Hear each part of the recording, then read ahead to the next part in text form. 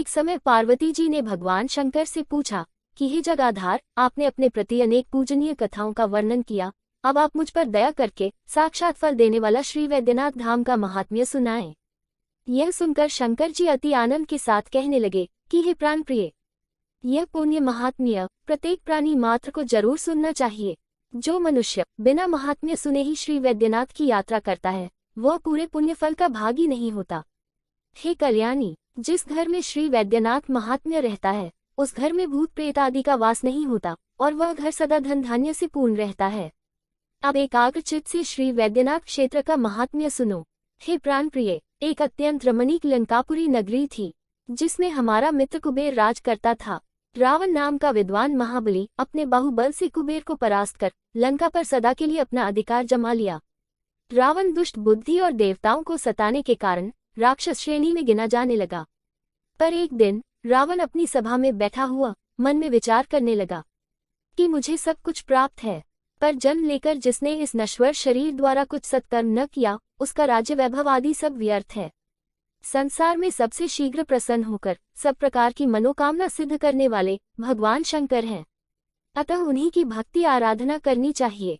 इस प्रकार रावण दृढ़ निश्चय करके तन मन धन से षोडशोपचार पूजन करता हुआ भक्ति में लीन हो गया। हे कल्याणी, उसी भक्ति से प्रसन्न होकर मैंने दर्शन दिया और कैलाश में आकर सेवा भक्ति करने की आज्ञा दी। हमारा आदेश पाकर रावण ने दुगुने उत्साह से कैलाश पर आकर कठिन तपस्या आरंभ की और साथ ही यह प्रतिज्ञा की कि जब तक श्री शिव शंकर जी हमारी राजधानी लंकापुरी में जाकर वास नहीं करेंगे, तब तक मैं अन्न जल ग्रहण नहीं करूंगा, न सोऊंगा और न ही बोलूंगा। रावण की इस कठिन तपस्या से भयभीत होकर इंद्र ब्रह्मा जी के पास गए और रावण की तपस्या में विघ्न डालने की युक्ति पूछी। तब ब्रह्मा जी ने इंद्र को बहुत फटकारा और कहा कि देवताओं के लिए यह बड़े शर्म की बात है कि कोई भी तप करे तो आप उसका कई अर्थ लगा लेते हैं कि यह इंद्र पद चाहता है। इस प्रकार द्रोह की बुद्धि से अनर्थ होता है। वह रावण इंद्र पद पाने की अभिलाषा क्या करेगा, उसका प्रभुत्व क्या इंद्र से कम है। इस प्रकार समझा बुझाकर इंद्र महाराज को शांत किया। हे शिवे, इस प्रकार तपस्या करते करते एक दिन हमारे दर्शन की अभिलाषा से रावण ने कैलाश द्वार लंघ कर भीतर आना चाहा। तब नंदी जी ने उसे रोका, जिससे क्रोधित होकर रावण ने नंदी जी को ही उठाकर नंदन वन में फेंक दिया और कैलाश पर्वत को हिलाने लगा। तब हमने उंगली से दबाकर पर्वत को स्थिर किया और कारण जानने के लिए नंदी को पुकारा।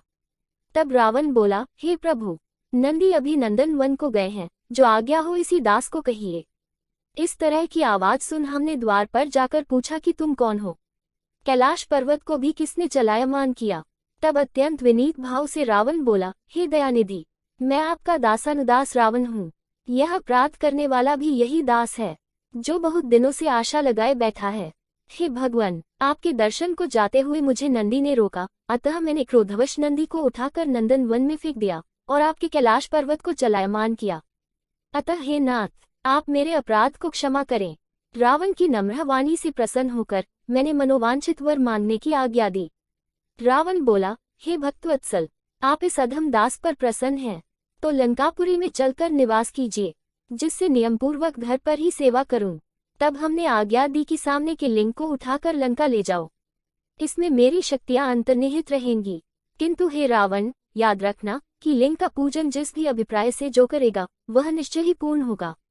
और उसे ये भी बताया गया कि पहले स्नान आचमन आदि से पवित्र होकर लिंग ले जाओ, पर रास्ते में इसे किसी स्थान पर रखना मत। तब रावण ने बड़ी ही प्रसन्नता के साथ शिवलिंग को उठाकर लंका को चला। इसी समय भगवान श्री हरि विष्णु ने सोचा, यदि रावण शिवलिंग को लंका में स्थापित कर देगा तो संसार की कोई भी शक्ति उसका नाश नहीं कर सकेगी और वह संसार में बड़ा अनर्थ करेगा। इसलिए ऐसा उपाय करना चाहिए जिससे रावण कामना लिंग को लंका में स्थापित न कर सके। तब भगवान विष्णु ने तुरंत ब्राह्मण का रूप धारण कर रावण से मिले। उसी समय रावण को लघुशंका की आवश्यकता जान पड़ी।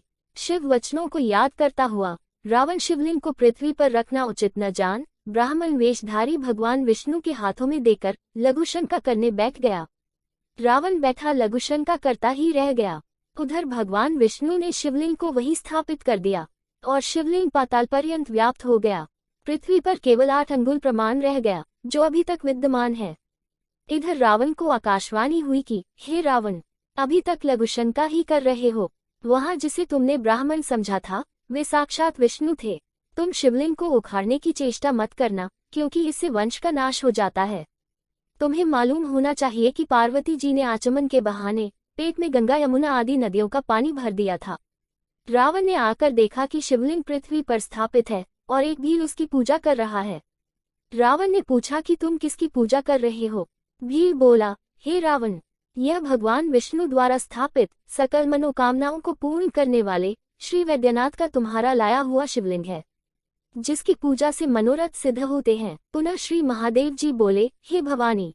रावण ने बहुत आनंदित होकर वहां एक कूप खोदा, जिसका नाम चंद्रकूप है और जो अभी तक विद्यमान है। कूप को उत्तम बनाने के लिए सब तीर्थों का जल लाकर उसमें छोड़ा और उसी कूप के जल से श्री वैद्यनाथ जी को स्नान कराया। विधिवत षोडशोपचार पूजन कर अपना सिर चढ़ाने को तैयार हो गया। उसी समय मैंने प्रसन्न होकर दर्शन दिया और कहा कि हे भक्तराज, तुम्हारी भक्ति से मैं अत्यंत प्रसन्न हूँ, तुम अभी अपना सिर मत काटो।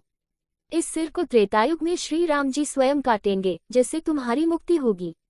इस उपकार की बात सुनकर रावण बहुत प्रसन्न हुआ और वैद्यनाथ के चारों तरफ गणेश, सूर्य आदि देवताओं की प्रतिमूर्तियां स्थापित की और महादेव की आज्ञानुसार हरिद्वार से गंगाजल लाकर बेलपत्र सहित चढ़ाया। जिससे प्रसन्न होकर श्री शिव जी ने कहा कि भक्तराज, जो मनुष्य तुम्हारी तरह गंगाजल और बेलपत्र चढ़ाएगा वह निश्चय ही मेरे धाम का अधिकारी होगा। हे रावण, तुम इस भील को नहीं पहचानते हो। यह भील द्वापर में अर्जुन नाम से विख्यात होगा, जिसकी सहायता स्वयं भगवान श्री कृष्ण करेंगे।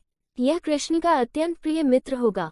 इसका नाम बैजू भील है, इसलिए ये स्थान श्री वैद्यनाथ से प्रसिद्ध होगा। इतना कहकर शिवजी अंतर्ध्यान हो गए और रावण लंकापुरी को चला गया। यही रावणेश्वर वैद्यनाथ जी की कथा है, जिसे भक्तिपूर्वक श्रवण करने से मनुष्य संसार रूपी सागर से सहज ही पार हो जाता है। तो आज इस वीडियो में हमने श्री वैद्यनाथ महात्म्यम के बारे में जाना। वीडियो में दी गई जानकारी आपको अच्छी लगी हो तो कृपया वीडियो को लाइक, शेयर करें और चैनल को सब्सक्राइब करना ना भूलें। साथ ही बेल आइकॉन को प्रेस जरूर कर लें ताकि चैनल पर आने वाली वीडियो की नोटिफिकेशन आपको मिलती रहे।